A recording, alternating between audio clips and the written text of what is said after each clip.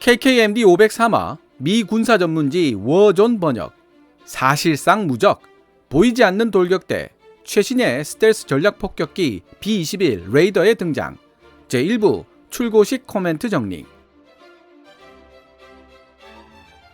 서기 2022년 12월 2일 에드워드 공군기지에서 미국은 최신의 스텔스 전략 폭격기 B-21 레이더 시제기 출고식을 진행했습니다.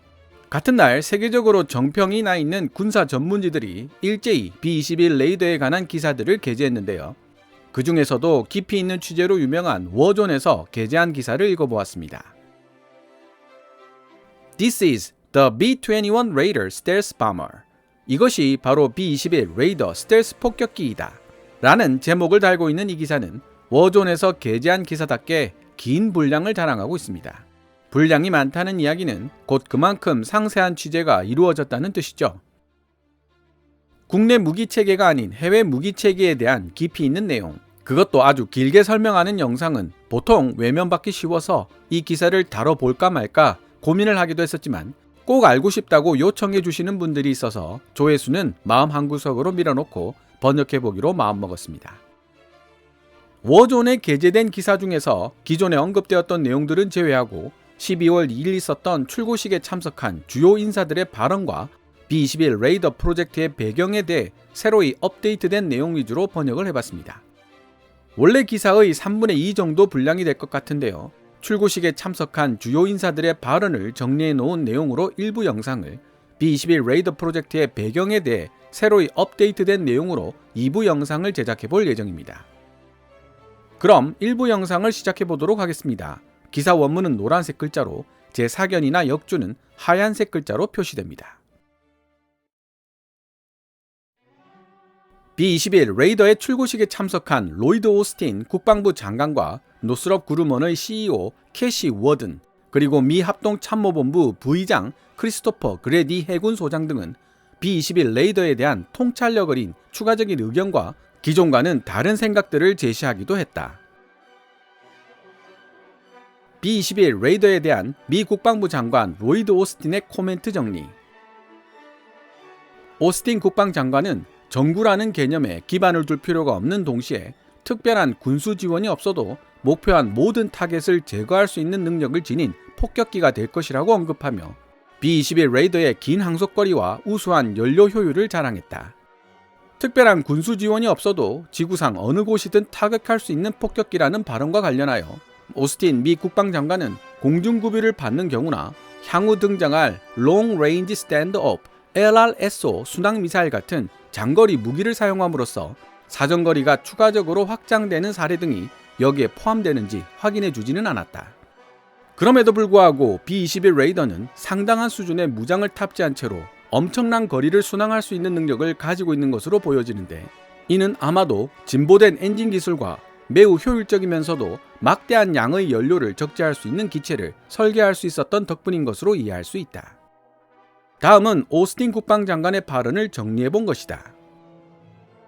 1. 세계에서 가장 발달된 대공 방어망을 가진 공군이라도 B-21을 탐지하려면 엄청난 고생을 해야 할 것이라고 말했다. 2. B-21의 높은 적응 능력을 강조하며 지금까지 역사상 한 번도 발명되지 않았던 새로운 무기로 미국을 방어할 것이라고 말했다. 지금까지 발명된 적이 없었던 역사상 최초로 등장하는 무기? 이게 뭔지 혹시 알고 계신 분이 있다면 댓글로 알려주셨으면 합니다. 3. B-21 레이더가 상당한 수준의 정보 감시 및 정찰, ISR 능력 및 전장 관리 능력을 갖춘 다기능 폭격기가 될 것이라는 점을 특별하게 언급했다. 레이더에 탐지되지 않고 한번 이륙하면 어디서든 장기간 작전 활동을 펼칠 수 있을 만큼 긴 항속거리를 지닌 스텔스 공중조기 경보 통제기 AWACS로도 사용될 수 있다는 말로 들리네요. 4. B-21에는 동맹국 및 파트너 국가의 시스템들과 통합될 수 있는 능력이 기본적으로 탑재되어 있다는 점을 강조했다. 5. B-21의 개발이 정식으로 시작되었을 당시 국방부 장관이었으며 지난 10월 불의의 심장마비로 갑작스럽게 세상을 등진 애시튼 카터에게 경의를 표했다. 6.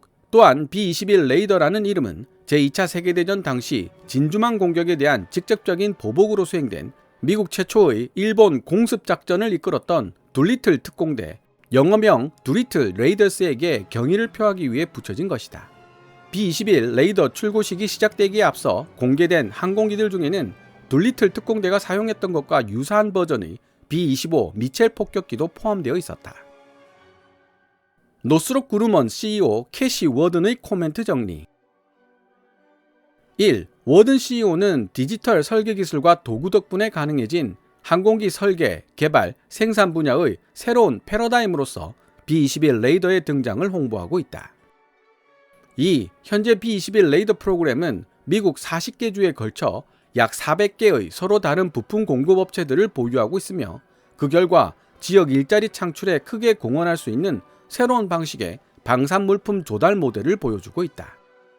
3. 워든 CEO는 B-21 레이더에 적용된 첨단 설계 기법을 통해 나날이 진화하고 있는 중국의 위협에 대응할 수 있도록 기존 무기체계에 신속하게 신기술을 탑재할 수 있는 방법을 찾아낼 수 있을 것이라고 강조했다. 4. 워든 CEO는 지금까지 세계 그 어느 나라도 B-21 레이더에 적용된 것과 같은 종류의 기술을 접해볼 수 없었다고 말했다. 5. 그녀는 또한 다음번에 일반 대중들이 B-21 레이더를 보게 될 때에는 아마도 하늘을 날고 있을 것이라고 말했다. 그러나 그녀의 이러한 발언이 사실이 될지 아니면 지나친 과장이 될지는 아무도 모른다. B-21 레이더가 초도 비행을 성공하려면 많은 지상 테스트가 필요할 것이기 때문이다. B-21 레이더의 초도 비행은 야간에 시도될 가능성이 높지만 설사 깜깜한 밤에 시도된다고 하더라도 사람들의 이목과 관심을 피하기는 어려울 것이다. 그럼에도 불구하고 노스롭 그루먼의 CEO라는 그녀의 공적인 입장으로 봤을 때 B-21 레이더의 다음 주요 이정표는 초도 비행이 될 가능성이 높다. 미 합동참모본부 부의장 크리스토퍼 그레디 해군소장의 코멘트 정리. 1. 그레디 합동참모본부 부의장은 미 공군 폭격기 편대가 세계 최고 수준의 확장된 공중억지력을 유지할 수 있도록 보장해 줄 수 있는 존재가 바로 새롭게 출시된 B-21 레이더라고 말했다. 2. 그는 B-21 레이더가 어떤 방식으로 적진에 들키지 않고 침투하여 아군에게 유리한 방향으로 전장의 향방을 조종할 수 있는 능력을 미군에게 줄 수 있는지에 대해 강조했다. 3. 미국 동맹국 군대와 파트너 협정을 체결한 나라의 군대를 통합시킬 수 있는 B-21 레이더의 능력에 대해 구체적으로 언급했다. 4. 그레디 합동참모본부 부의장은 B-21 레이더를 통해 제공권 장악을 위한 고도의 경쟁이 펼쳐지고 있는 환경에서도 유연한 억지력과 재래식 타격 옵션을 제공받을 수 있을 것이라고 말했다. 5. 그는 B-21 레이더를 미국이 적의 혀를 찌르고 한 수 앞을 내다볼 수 있는 능력을 보유하고 그 결과 발생한 결정적 우위를 계속 유지할 수 있도록 보장하는 데 큰 도움이 되는 존재라고 설명하고 있다. 현재 B-21 프로그램의 진행 상황에 대해 직접적으로 알고 있는 한 소식통은 B-21 레이더 시제기 공식 출시 행사와는 별도로 워존 및 다른 매체들의 기자들과 미리 만나 이야기를 나누었다. 이 소식통이 제공한 중요 내용 및 기타 세부 사항은 다음과 같다. 1. 이 소식통은 B-21 레이더를 지금까지 만들어진 것 중 가장 진보된 형태의 스텔스 항공기라고 설명했다. 2. B-21 레이더는 B-2 스텔스 폭격기와 다른 전투기 프로그램들로부터 습득한 수십 년의 교훈을 바탕으로 높은 수준의 스텔스 기능을 안정적이고 경제적인 방식으로 매일 제공할 수 있도록 설계되었다. 3. 개발 과정 동안 디지털 엔지니어링 기술과 도구를 중점적으로 사용했기에 빠른 속도로 진화적 설계를 이어나갈 수 있었고 B-21 레이더가 실제 비행하기 전이지만 유용한 테스트 작업을 더 많이 수행할 수 있도록 도와주었다. 4. 디지털 엔지니어링 기술의 활용 덕분에 현재 출시된 B-21 레이더 CJ1호기는 실제 양산할 때 표준이 되는 기체와 큰 차이가 없을 정도로 설계되었고 덕분에 양산 시 발생할 수 있는 불측의 위험을 줄이는 데 큰 도움이 되었다.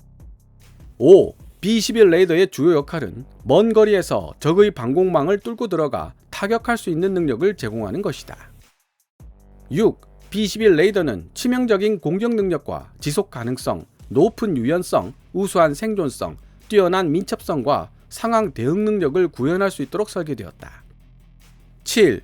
특히 고도의 스텔스 설계와 결합된 B-21 레이더의 우수한 항속거리와 무장 탑재력은 적의 방공망을 뚫고 침투하거나 그게 여의치 않으면 다른 방법으로 배제한 후 대규모 타격을 성공적으로 수행, 기지로 안전하게 귀환하는 데 상당한 이점을 제공한다는 의도 아래 개발된 능력이다. 8.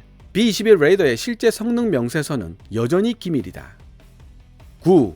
B-21 레이더의 첨단화된 데이터 공유 기능은 조직적인 시스템 제품군의 일부로서 B-21을 시스템에 직접 연결시켜주며 그 결과 B-21은 작전 수행 중 공격지휘사령부 쿼터백 역할도 맡을 수 있게 될 것이다. 10. B-21 레이더는 모듈식 개방형 아키텍처 시스템을 상당 부분 사용하고 있으며 덕분에 새롭고 향상된 기능들을 신속하게 통합할 수 있게 되었다. 이렇게 통합된 기능들은 특히 가까운 미래에 적들이 보여줄 예상치 못한 위협에 대응하는 데 큰 도움을 줄 것이다. 11. B-21 레이더에 탑재된 모듈식 개방형 아키텍처 임무 시스템들은 앞으로 30년, 아니 50년의 세월이 지나더라도 세계 그 어느 곳에서도 상대를 찾아볼 수 없는 가장 진보된 스텔스기로 우뚝 설 수 있도록 보장해 줄 것이라 기대되고 있다. 12. B-21 레이더의 현재 설계는 파일럿 선택 기능의 통합을 배제하지 않고 있어 무인기로 운용될 가능성도 있다. 만약 미 공군이 무인화 기능을 탑재시키기로 했던 원래 계획을 취소하지 않고 계속 진행시켜 나간다면 말이다. 13. 보다 진보된 재료공학과 새로운 생산 공정을 적용한 B-21 레이더는 이전 모델인 B2에 비해 훨씬 높은 수준의 스텔스 성능을 보유하고 있을 뿐만 아니라 유지 보수 작업도 훨씬 수월하다. 14. 소식통의 설명에 따르면 경제적 측면에서 봤을 때 B-21 레이더 프로그램은 정해진 모든 인컴 리콰이어먼트를 충족하거나 초과하고 있다고 한다. 인컴 리콰이어먼트는 소득 요구 조건으로 직역되는데 문맥으로 봤을 때는 다른 의미로 해석해야 할 것 같습니다. 아마 군사 용어로서 다른 의미를 지니고 있을 듯한데 찾아봐도 정확하게 이해하기가 어렵네요. 혹시 아시는 분 있으면 댓글로 남겨주시기 바랍니다. 15. 현재 B-21 레이더 프로그램은 또한 정확하게 미리 계획했던 개발 일정대로 진행되고 있다. 16. B-21 레이더의 초도 비행은 2023년에 이루어질 것으로 예상되고 있지만 정확한 날짜는 지상에서 실시되는 초기 테스트가 어떻게 진행되느냐에 따라 결정될 것이다. 17. B-21 레이더 프로그램에 참여하는 모든 작업자들은 특수 인가 프로그램 수준의 보안 등급을 받아야만 했다. 지금까지 2022년 12월 2일 미국의 군사 전문지 워존이 게재한 기사 This is the B-21 Raider Stealth Bomber. 이것이 바로 B-21 레이더 스텔스 폭격기이다 중에서 시제기 출고식에 참석한 주요 인사들의 발언을 정리해 놓은 부분을 번역해 보았습니다. B-21 레이더 프로젝트의 배경에 대해 새로이 업데이트된 내용을 다루고 있는 나머지 기사는 2부 영상으로 제작이 될 예정인데요. 얼핏 봐서는 1부 영상보다 분량이 약간 더 많을 것으로 예상이 됩니다. 되도록 빨리 영상 작업을 완성할 수 있도록 노력해 보겠습니다. 그럼 2부를 기대해 주시기 바랍니다. 지금까지 시청해 주셔서 감사합니다.